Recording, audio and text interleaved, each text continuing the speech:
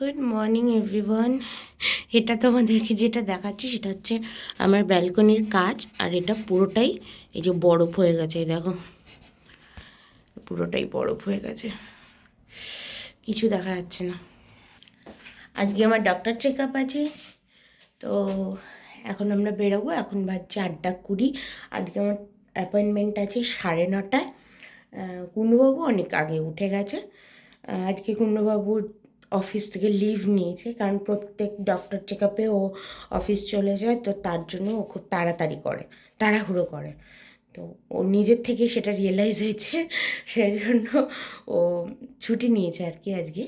তা এখন আমি রেডি হব। আমি এমটি স্টমাকেই যাব, যদি কোনো টেস্ট ফেস্ট দেয় সেই কারণে। কারণ এমটি স্টমাক না হলে টেস্টগুলো করে না, আর টেস্টগুলো না আজকে করতে পারলে আবার কালকে একটা হ্যাপা করতে হবে, সেই কারণে। তারাও তোমাদেরকে কুণ্ডুবাবুর সঙ্গে দেখা করে। কুণ্ডুবাবু এখানটায় জামা কাপড় খুঁজে বেড়াচ্ছে। গুড মর্নিং বলো সবাইকে। Good morning. কি করছো? জামা খুঁজছি। জামা খুঁজছো? কি পরে যাবে? আজকে তোমার ছুটি? হুম। আজকে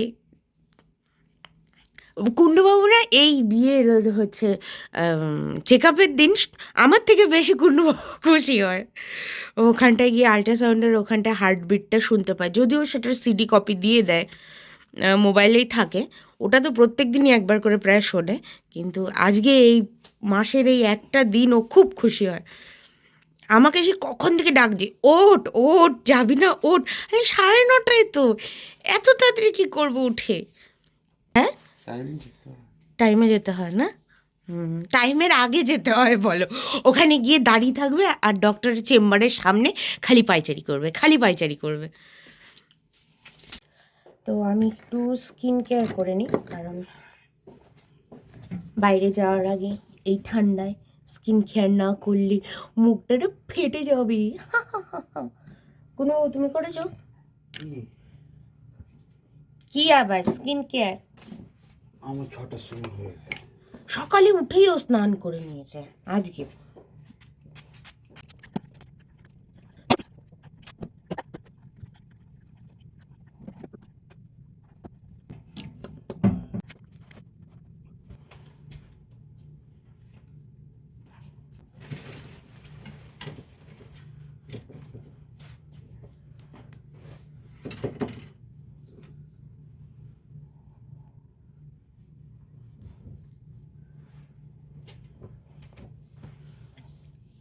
এইভাবে একটা স্কার্ফ মাথাটাতে দিয়ে মুড়িয়ে নিয়ে বেরোচ্ছি, কারণ যেতে যেতে খুব ঠান্ডা লাগবে। গাড়িতে উঠে তারপরে আবার চেঞ্জ করে দেওয়া যাবে, ব্যাপার না। নিচে এসে দাঁড়িয়ে আছি, কুণ্ডবাবু একদম আজকে বাড়ির সামনেই গাড়ি লাগিয়েছে। এই যে বাড়ির সামনেই গাড়ি লাগিয়েছে। শীতকালে রাস্তার ধারে যত গাছ আছে সব গাছগুলো ন্যাড়া পোচা হয়ে যায়, একটা গাছেরও চুল থাকে না। ওই যে কুণ্ডুবাবু, এটা হচ্ছে টিকিট কাউন্টার।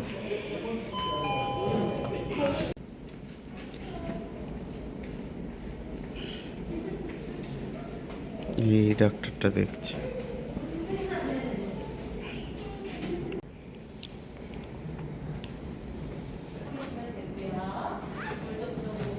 কি এক্সাইটমেন্ট ওর এখানটায় এসে, একবার ওখানে যাচ্ছে একবার এখানে আসছে, একবার ওখানে আসছে একবার এখানে আসছে।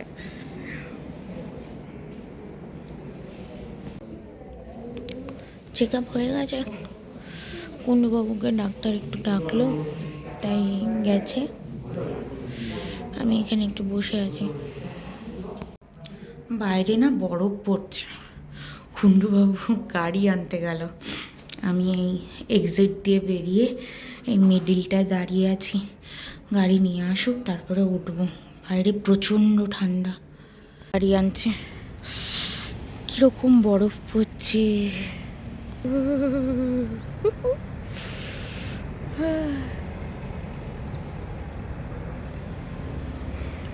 5 মিনিট দাঁড়ালে পুরো সাদা হয়ে যাবো, মাথা ফাথা সাদা হয়ে গেছে।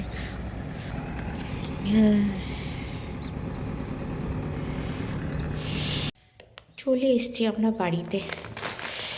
কুণ্ডবাবু এতগুলো কেক টেক কিনেছে, আমাকে বলছে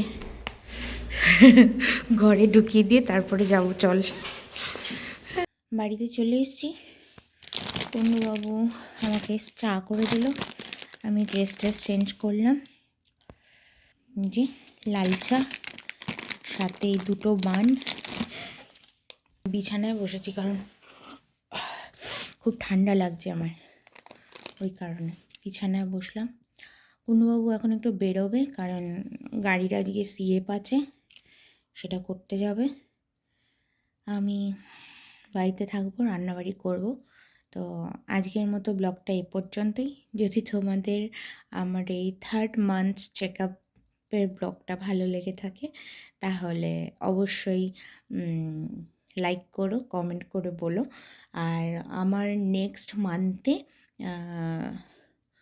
কর্ড টেস্ট দিয়েছে, নেক্সট মান্থে কর্ড টেস্টটা হবে।